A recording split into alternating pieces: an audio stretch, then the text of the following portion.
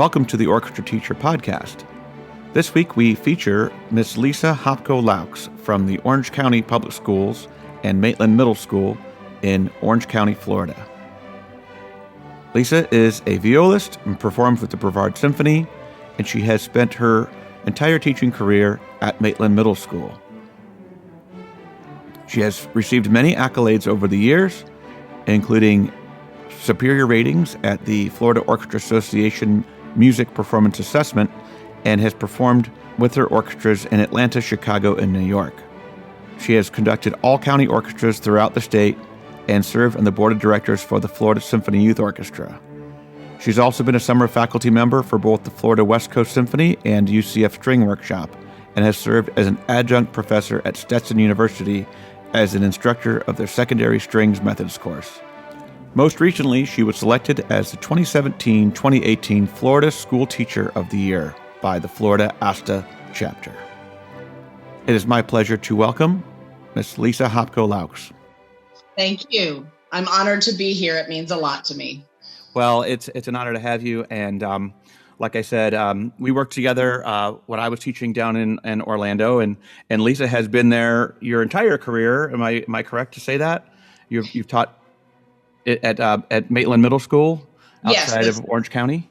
This is my 23rd year teaching and 23rd year at Maitland Middle School. Wow, that is not something that most people can say, to say at the same school.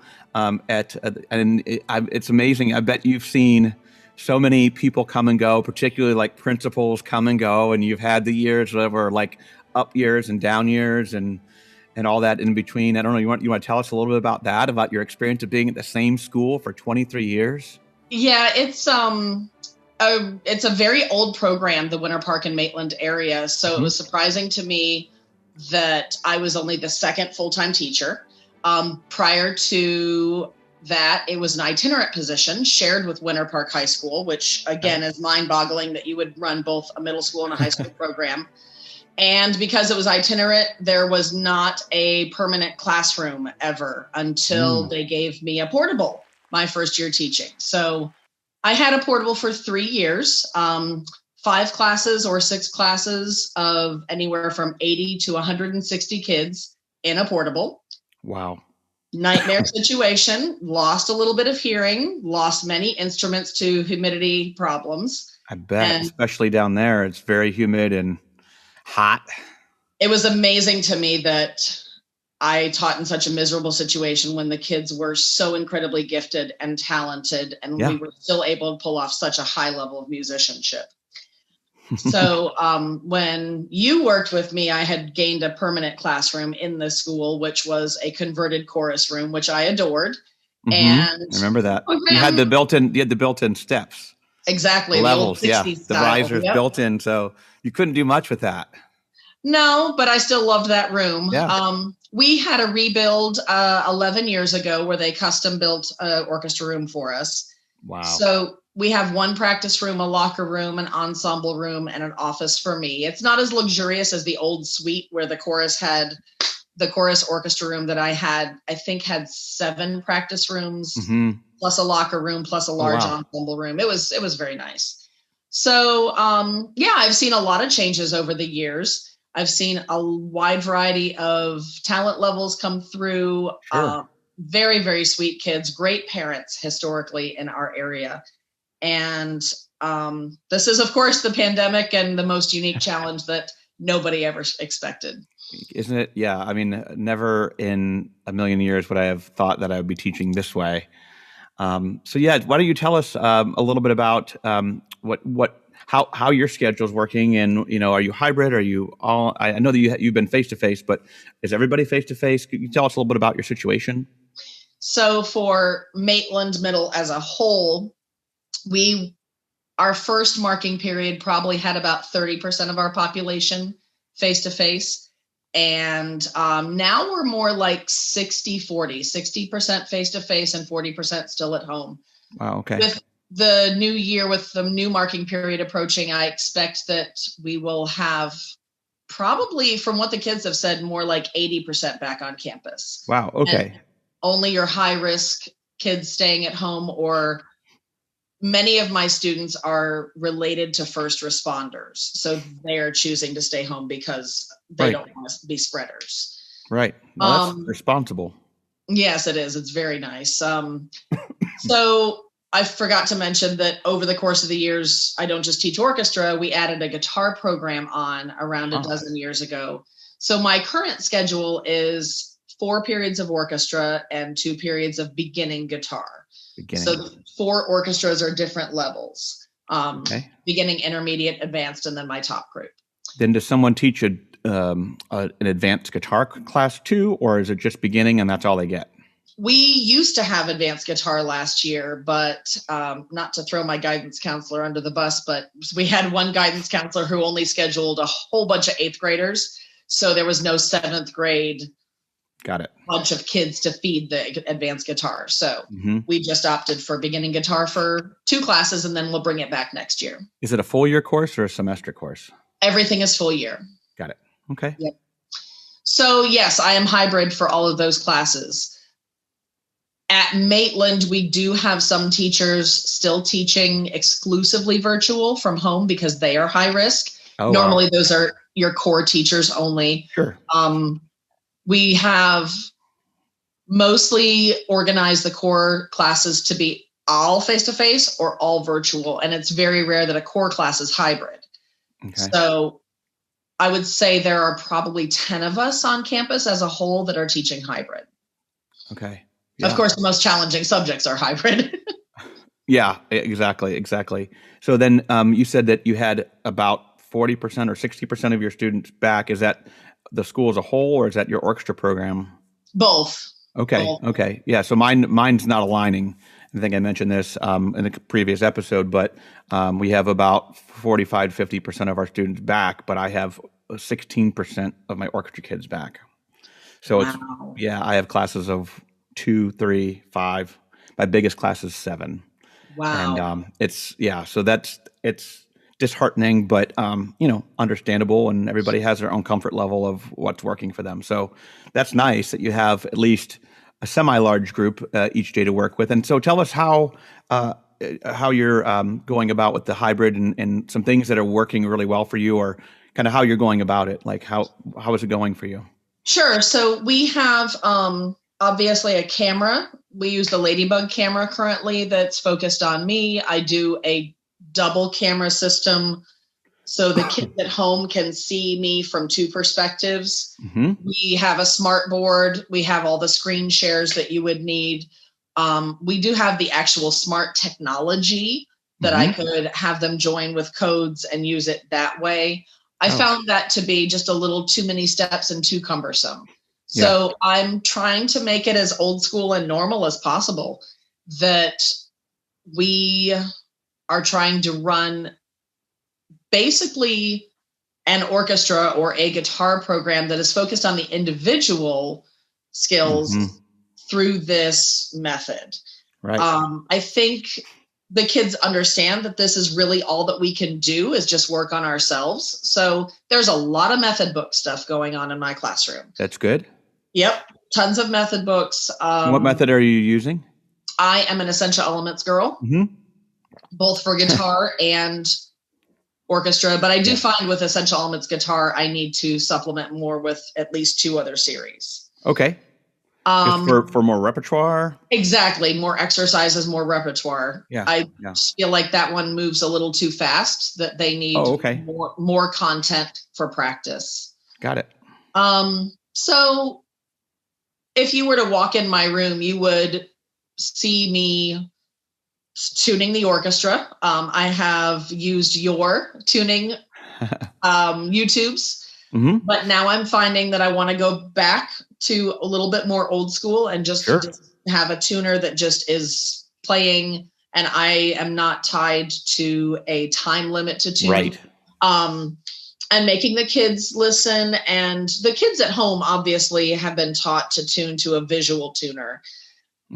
So one thing that has helped me a lot is offering after school appointments for those kids that need help tuning or need tutoring or maintenance of any kind. Okay. The first marking period, I stayed after school 3 days a week and did maybe maximum of hour appointments, maybe 4 15-minute appointments after school. Mm-hmm. And now I've been able to downsize it to 2 days a week and only offering 1 or 2 appointments. That's a lot of extra work.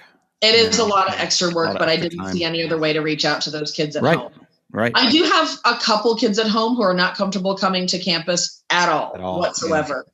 So their parents have been taking their instrument to a local music store to get it tuned. But whatever works. I recommend that. I have, I'm at high school, so most of my kids can take care of their instruments, but I've had a few kids with some, severe peg problems or whatever. And so either they brought them in and do like a drive up thing, or, go to the music store. But yeah, that's definitely challenging, especially with your beginners. Teaching beginners during this time has to be probably way more difficult than teaching them, when you have them face to face all at the same time. Yeah, that's the negative part of all this. So if you were to look at my beginning class, especially my beginning orchestra class, there is such a wide variety of achievement levels. There are still students who do not have their instruments. They have not participated at all other than signing on to the conference. They don't play. They don't share their webcams. They have very little involvement. Now, as far as why don't they have instruments? Well, they had all those days that they could come in and check them out. We did have everyone else came on campus. Yeah. I have done home deliveries too, but it's frustrating that they still haven't gone to a music store or anything. And I keep reaching out to the kid. What do we need to do to get you an instrument? What did you want to play? Well, I wanted to play cello. Okay, let's go ahead and get this done. Let me talk to your mom. Well, she's sleeping. Yeah. Okay. So, there's just like excuse after excuse. Sure. There could be an underlying problem. We are looking at schedule changes at this point because the catch up may or may not be there. If the kid shows the initiative, I will stay after school for an additional day. I will come in before school, whatever they want me to do to make them successful, if they show me the initiative. Yeah. You could only do so much. And I've realized the same thing. And I had to give a little lecture to my students this week because I know for a fact there are, kids who are not taking their instruments out of their cases and they're logging into the meetings, and then I call on them and I get nothing from them, or we end the meeting and they're still on and I say, "Are you there?" and they're not. And so it's just a matter of, at this point, especially with high school kids, a lot of it's a matter of just respect. And I said, it's disrespectful to me, but it's really disrespectful to your classmates too, who are participating. And someday we will be back and you're going to be behind. And I had some playing tests submitted this week that were just abominable because we're playing, probably 2 levels down from where we would normally play. So this is music that kids, if they played along with us in class, this is, orchestral music. They played along with us during class. They should be able to pick it up, no problem. And and it was a month late, the test, and it was abominable. Like you couldn't even recognize anything. Yeah. Again, 2 levels below where the kid auditioned and should be playing. But if you're not practicing every day, you're not going to be able to do it. So it was kind of set me off a little bit this week. And, I have to realize that everybody's in different situations and that you just to kind of discuss that. We don't know. But at the same time, I know this kid pretty well. And if he was actually responsive on the calls, then that would be one thing. But it was not. So I had to kind of it's their education. It's their choice. It is. But, and then we've mentioned this multiple times on this podcast, but we all take what we do very personally. Oh my gosh. Yeah. And this is another example of that. Yes. So to brag a little bit about how that may be decreasing the participation, we haven't talked about what systems I use. We have a Canvas. We are a Canvas school. Canvas, okay. Which backs up to Skyward. So there's that. And then my bragging is about Land School. We have Land School currently. Land School is kind of your big brother program where I have been able to load a class and see on my screen a snapshot of every kid's screen in my classroom. Wow. Well, now we just transferred to Land School Air. And as of yesterday, when I open Land School Air, I can see every student's screen in my entire class, whether or not they're home or on campus. Wow. So you see their screen and what they're working on, or Yep. what they. So, for instance, in beginning orchestra yesterday, I could see. I would say only 50% of the kids have done the restart on their computer to allow this software in. Once they found out what it was, they're like, dude, don't restart your computer, man. You're going to have land school error if you restart your computer. And now the county is going to force restart. But so as of yesterday, day one, trying land school air, I booted it up and I saw about half of my kids' screens. And of the half, I would say I saw half of the kids on the conference. And then I saw the other half of the kids on YouTube or games or whatever. So we can zoom into their screen. You can see what tabs are open. You can take a snapshot and send it to the parents and say, hey, this is what your kid was doing during fourth period beginning orchestra yesterday. Please encourage them to be, please encourage them. And they are not happy. And I mean, I think that there might be some people that would claim privacy type issues, but at the same time, it's a school device and the school district owns that device and expects the acceptable, the kids, all probably have to sign an acceptable use agreement and all that, right? Exactly. Wow. Every kid that I said something about land school, they're like, man, that's an invasion of privacy. I said, no, it's not. It's our device. And they were just quiet. Now, true, if the student is using their own personal device, land school air is not a component of that. Sure. And we do have a shortage of computers in Orange County Public Schools. So we had a voluntary turn in. If you have a working computer with a webcam and you would like to share your school issued device with a student in need. And so we had a voluntary turn in. So I would say out of a given class, I have one student who has their own device. Okay, that's nothing. And generally that student is the overachiever anyway. So, we have everything at Maitland. We have a kid learning from their second home in another state. Yeah. And then we have students who have district issued hotspots because they're homeless. And they're living at a hotel. I have everything in between. Yeah. It's we have a great deal of diversity at Alpharetta too, and a lot of people will look at Maitland and go, "Oh, well, they have everything, and all the kids have this." And I think I get that a little bit too. But we do have a lot of diversity, and we do have kids, even kids who are, financially well off and whatnot.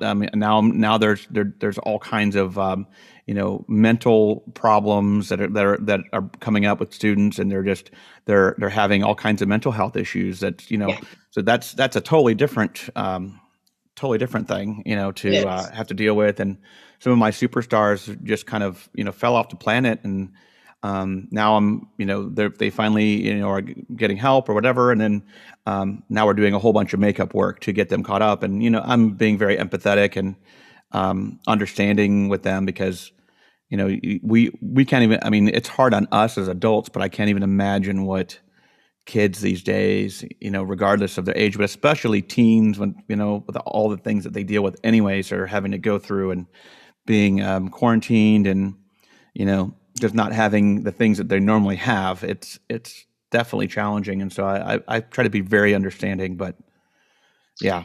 And that's where you go outside the method book for me. That's where I see those kids. I see the overachiever that you can tell is just bummed with their situation, and they're doing their job, but you can tell they're not a whole child. And then I've had the ones that have dropped out. So one thing that I think I've always succeeded in is building an orchestra community in my program. Yes. And we would have movie nights, and our kickoff party was called Orktoberfest, and we'd have a field day and do games and Secret Santas, any auxiliary programs that I can bring in to build the orchestra culture, I always have. And so this year, the first thing I did was order orchestra face masks. If we're going to have to wear face masks, then show your orchestra pride. That's a great idea.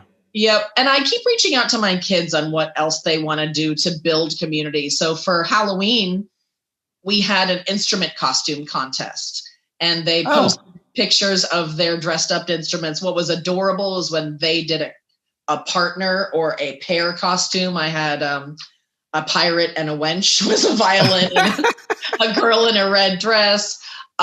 We had Star Wars. The violin was Chewbacca and the kid was Darth Vader. I mean, That's that awesome. turned out to be cute. It was low participation, but the kids who did it really enjoyed it.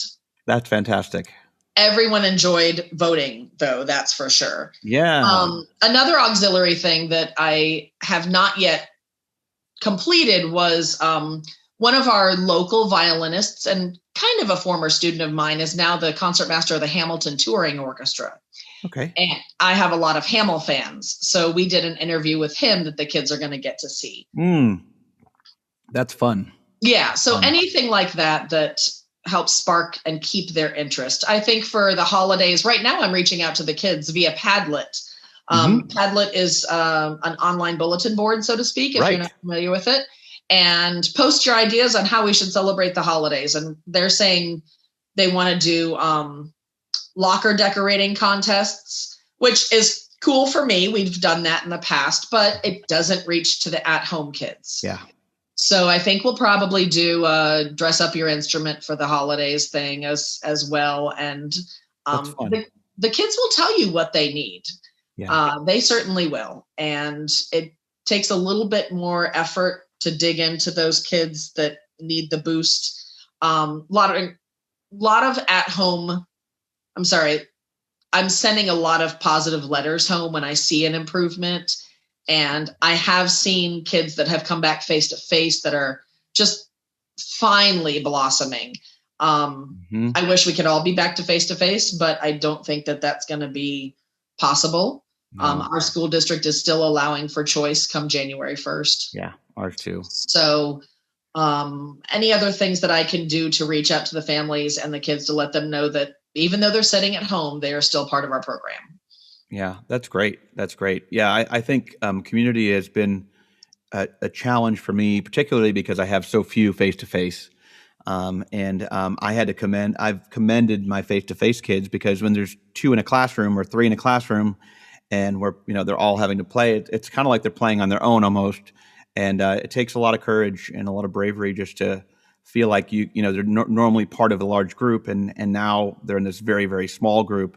It takes a lot of courage for them to play out and, not be afraid to play. So I've commended my face-to-face kids a lot. And I'll also commend my students who are, on the ball with the cameras on and thank them. And by doing that, and then, there are a few more cameras will pop on here and there because, I think they'll kind of want that recognition too. So trying to keep that going, but it definitely is challenging to be positive and challenging to, there's not as much to look forward to, like the concert or the banquet, right. And, that kind of thing that we're used to doing. And that's kind of our goal. And it kind of sets our curriculum and our lesson plans. It's like, okay, we got a concert. Here's what we know what we have to do.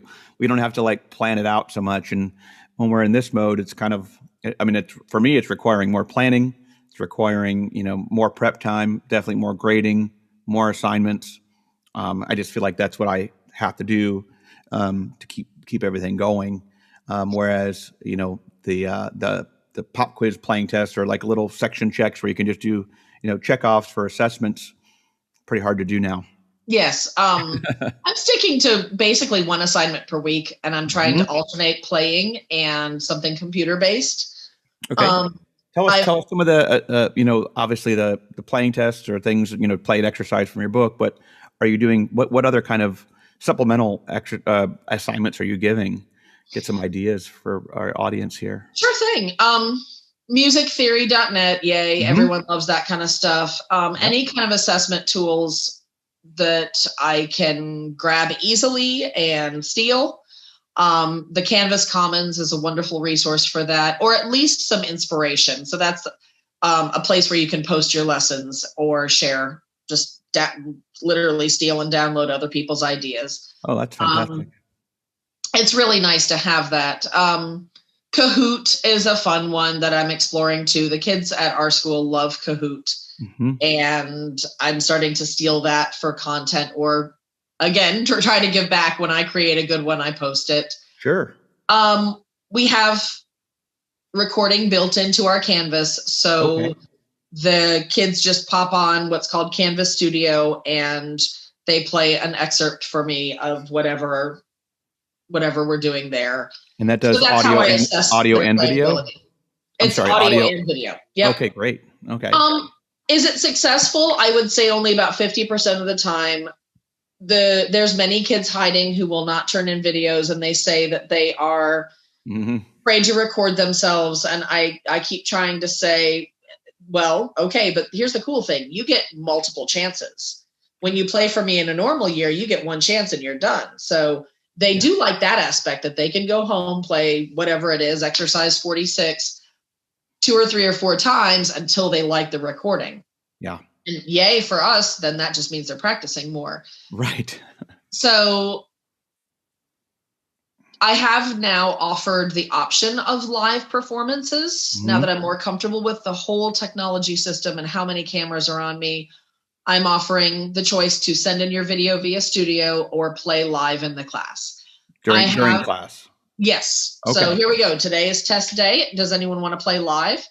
And kid face-to-face plays, and then kid raises his hand in the camera, and I unmute him, and he plays for the class. So I would say that most kids still want to send it in via studio, and record it and send it to me. But a lot of my face-to-face kids are like, this is way easier. Oh my gosh, if I just play now, I'm done. I don't have to go home. Right. You don't have to go log on and fight with the technology on it. So I think that I will keep that system for the rest of the year, where they have a choice. I often offer a choice of which assessment to play too. I give them a choice of play number 46 or 47. I just want to see that they are playing and learning. Now, I'm not just doing method books. I am doing some orchestral stuff and posting recordings on JW Pepper. So for instance, right now my top group is working on deck orations. Yes, I love that one. I love that one, and they love it too. It's a little under their grade level. I would normally program something more aggressive for this time of year. And they're about tapped out on it. Yep. But again, it's something we can all play together. The sound quality when transferring from the school to the home is not great. Yeah. So they are allowed to mute me as a conference while we play together. This whole pandemic teaching has definitely changed my pacing a lot. And I have to allow for more breaks. I think it's like twice as long. Everything takes twice as long now. For me, that's what it feels like. It really does.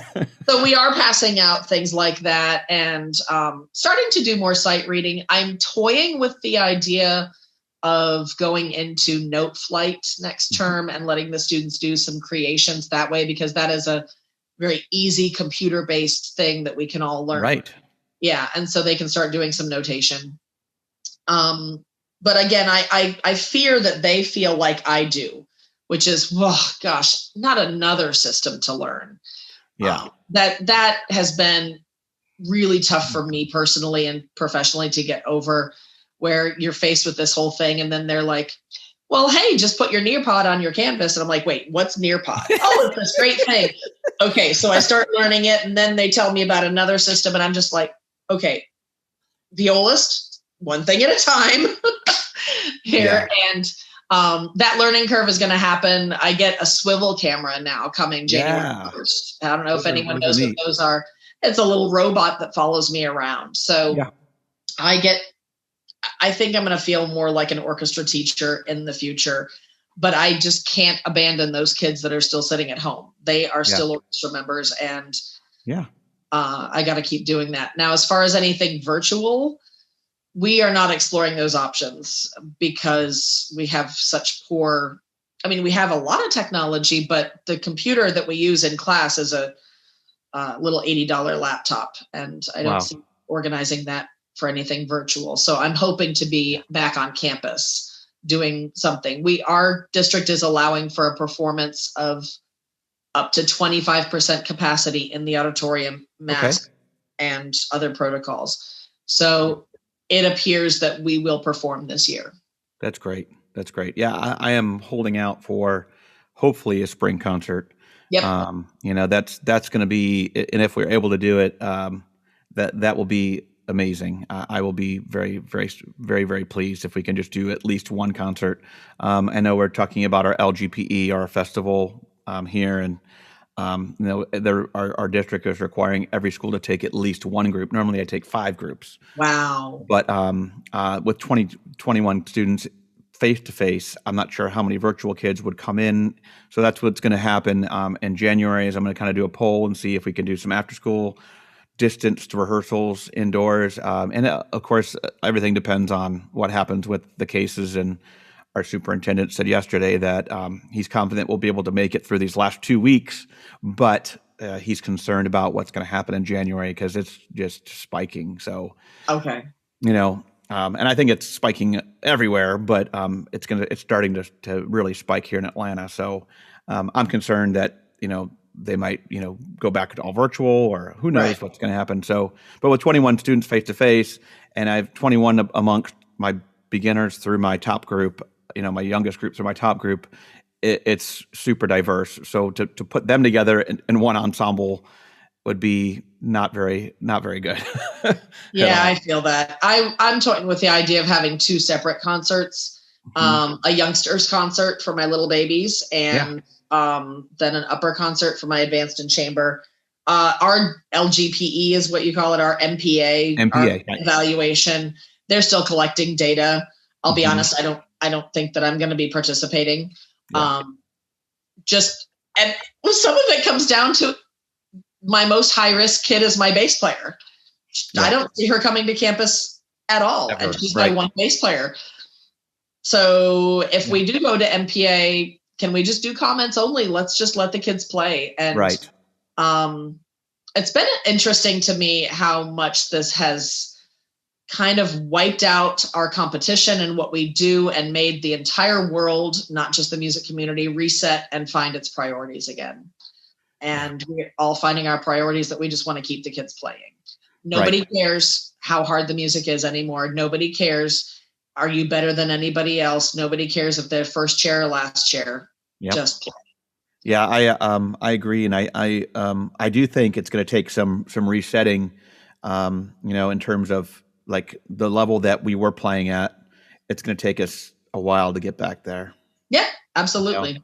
And that's concerning, but at the same time, we just keep doing what we're doing and keep rebuild just like any corporation or anybody else has to rebuild after this time. We're going to have to do the same thing. Yeah. And we're all worried about numbers, and so that is a concern. Am I going to be able to have 5 periods full of kids, or am I going to cut down to 4 and do something else, which I can do, I guess. But so that there's always those concerns. I'm sure a lot of our listeners out there have the same concerns, and we have to also come up with some different ideas. Like at the high school, I could possibly start a true beginner group, if that's what I have to do. And maybe it's a small class, but, with the right determination, it's amazing what kids can do in just a year, especially if they're, really focused and they might be able to get close to catching up to everybody else, So those are some different options, or alternative styles, or we already have a big music tech program at our school, and we have guitar and we have keyboard and chorus, band, orchestra. So we already have kind of the full gamut, and those positions are covered. So it's almost a matter of maybe coming up even with something different, even more different than what's been done before. So I guess we'll see. Yeah. I do hope we all have jobs. Orange County is really committed to maintaining the arts. I just hope that we maintain 75% of what we've done, like the framework of all that we've achieved over the years. I really hope that we don't have to cut string teachers, because we are now able to brag that there is a string program in every secondary school. That is amazing. Now, that doesn't mean there's a string teacher in every school. Many times they're just offering 1 or 2 classes run through the band or chorus. Sure. So that's where our county has been focusing its efforts as a string faculty, is to help those teachers become more familiar with those strings. And then probably 70% of our teachers are still string teachers. So I hope that we don't have to start doing a lot of itinerant work in the future just to keep our string programs alive. Yeah. We're too strong, and there's no reason why we should have to go too far back. Let's just maintain and push forward. Right. Well, I recall my days teaching in Orange County, and one of the things I miss about being there is just the people were always awesome, and they did pull together, and just there's great camaraderie there. And it really is. It's a family. It is amazing. There's such it's such a unique situation that you've got so many teachers that have been around as long as I have. And you get these newbies, the first, second, third year teachers that we take under our wing. It's so heart-filling to see so many of my former interns wanting to teach and getting to teach in Orange County. So I have this little mama duck and her little duckling interns family thing going on. I love our faculty with all my heart. They are my family. Yep. I enjoyed being a part of that a lot. And like I said, that's, I think, what I miss most about teaching there, because it was a great community. Oh yeah. Great people. So, and one of the highlights last year was at ASTA, when it was down there, and I got to see all of you guys and hang out a little bit. And that was right before everything shut down, and everybody was a little bit nervous, but we were there, and everything was okay. We didn't even realize where we were going with this at that time, right? I remember seeing you going, you made it. And you were like, I don't know. It was weird though. This last plane flight, it was a little scary that you were hopefully going to get home and everything. It was almost I was on the cusp of not being able to go, I think. Yeah. It was right there. And, but luckily it worked out. And, but I think when we were there, we're like, oh, by the fall, well, everything will be back to normal. And we didn't know.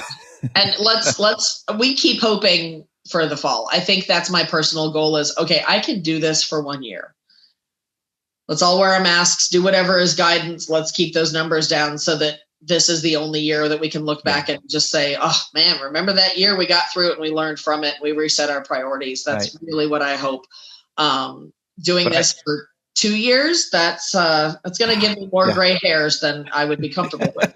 Absolutely. But it's what we will do. It's what we do. No, you do what you have to do. I do think, though, that a lot of teachers are figuring out a lot of things that they wouldn't have had to figure out, and learning a lot and bringing on tools that are valuable even when we go back to normal. Like, I know that there are certain tools that I'm going to continue to use, and some strategies I'm going to continue to use to save time in class and automate some things. And I've always been a techie guy, but even now I've had to do even more, and it's really been kind of a great learning experience. So I fear that a lot of this virtual stuff they're gonna try to replace the face-to-face with virtual just because it's easier and people don't have to leave.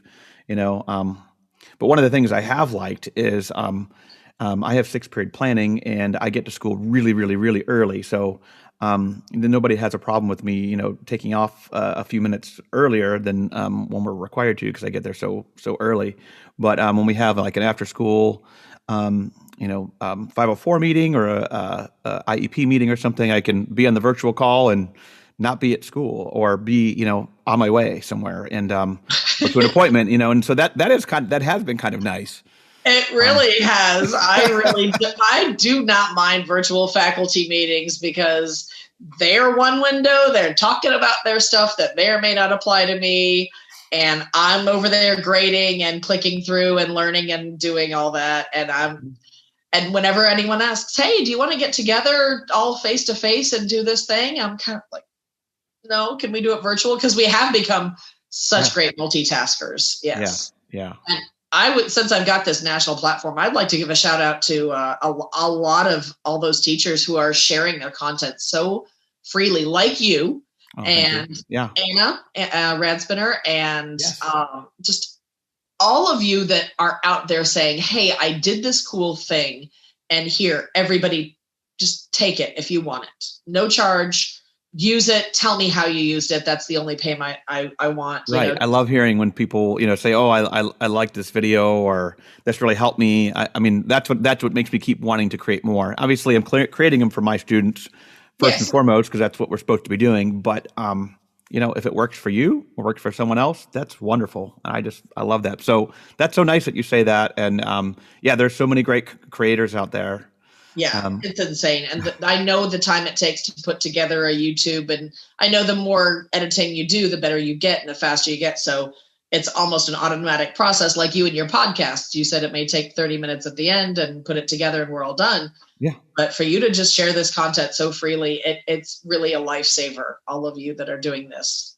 Well, that's really nice you say that. And I agree. I've gotten so much from other people. And just ideas. And, I told you before we started the podcast, the reason I do this is so that, I can reflect as well. So it's for everybody, but it's also selfishly, it's a little bit for me too, because I get to confirm and, things that are going on when you're talking about, oh, you're not the only one that, the cameras are off and you're struggling with this. And so it's just a really good reaffirmation, for me to be able to hear what you say and obviously share all this great information. Yep. So, any other successes or things things maybe you're concerned about? I know we've hit on a lot already, and just a lot of great ideas and great content as we go through.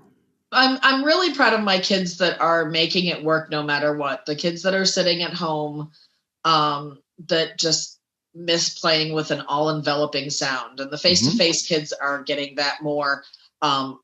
With orchestra, I do have, with the exception of bass, I have a full complement of instruments practically in every class. That's great. You're getting that around them. I think that my concerns are, like we talked about, a little bit of the rebuilding and, will I ever get back to grade blah, blah, blah literature with that class? Right. I'm kind of shoving that off to the side. My concerns are evaluative. Will the MPA process or our evaluation system take into effect what we've all been through? But great teaching is still great teaching, and great kids can still make things happen, and you can still find things to inspire when we get back to normal. So I'll just take that one day at a time. Of course, I worry about the kids that have fallen off the map. I worry about those kids that haven't ever been tuned and turned on their camera, and I don't know what's going on. That worries me, that I'm going to have to do even more in the future. I'm sorry to say that, but am I going to have to hold kids back in a level that they were already at because they never turned on the camera and never came in for tutoring? But if they want to succeed, we can't just socially promote. And I'll explain what that means to them. Because this is a skill-based thing.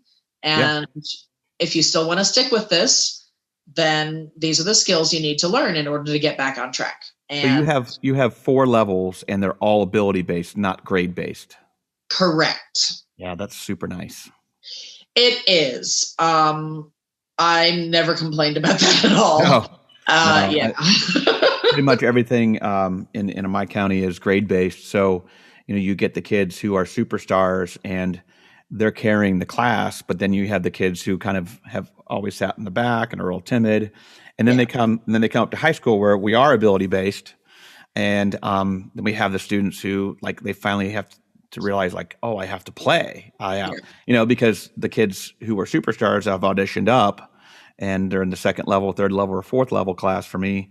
And now my 1st level class is all the kids who kind of sat in the back. So for me, it's almost like working with true beginners, rebuilding skills and, realizing, you have to hold your instrument this way, and we have to have our left hand this way. And this is how we produce a good sound. So I wish we were able to have that ability-based levels at the middle school, like we do at the high school, but it's not that way in the scheduling. That's how they're all. That's super nice. So it makes all the difference in the world. But the reason why we have ability-based is because we started in 4th grade. Ah, that's right. Yep. So we have all those string kids coming into 6th grade with 2 years experience, and Our school understands that 2 years experience is not the same as 0 years experience. Yeah. We still have a couple cases this year, especially where it's like, hey, they have to have a double block reading. So either you bump them up to chamber or they have to drop orchestra. Wow. And I'm so proud of those kids, because in a sink or swim situation, they learn to swim. And I'm super proud of them. That's awesome. Yeah. Awesome. It is amazing what kids can do when they're given a challenge. Yeah. And determined, they can really step up. And I've just seen, I wouldn't call it a miracle, but it's amazing. Like and it warms my heart to see those kids that are maybe having to take a class that is beyond them just because of scheduling. And then they run with it and they do. Getting it. In fact, I know for a fact that Santa Claus is going to be bringing him a new cello this year. Nice. Yep, because of all the work that he did, and he now loves orchestra because he has been pushed so hard. I'm excited for that kid. That he was in beginning last year, and he had to jump 2 levels to the top group, and that's huge. Yeah, that's a big jump. Grade 0.5 jumping to grade 2 right now. Yeah. If not a 2.5. So I'm super proud of that kid, but I won't say whose name is because I don't want to ruin the surprise. So, well, Lisa, it has been a pleasure to have you on the show, and I'm so thankful for your friendship and everything that you've done for me, and then also our string community and all of your students. They're so lucky to have you, and you're an amazing person, and I'm so grateful that you were able to come on today and share your words of wisdom and your experiences with us. I really appreciate it. I'm just doing like every other teacher. I'm just trying to make what we've got work. And again, I appreciate all of you who are sharing content on national sites, YouTube, or our school orchestra teachers Facebook. Sure. I click save on that thing more times than I can count. I agree with you that in the future, when we are all face to face, I am going to be even more heavily armed with not just 2 tricks up my sleeve, but 15 for teaching every concept because of all that we've had to learn this year. Yeah. I think, what we go through always makes us stronger. And, as I always am talking to people about just being grateful for what we do have and the things that we can control, and just keep pushing forward with the things that we can't. Yep. So, but thank you again. And we will see all of you next time on the Orchestra Teacher Podcast. Be sure to check out the description for Lisa's bio and also her contact information should you want to reach out to her for questions or any other kind of engagements. So she's awesome to work with, and I appreciate you being here. Thank you so much. Much love to you all. We'll see you guys later.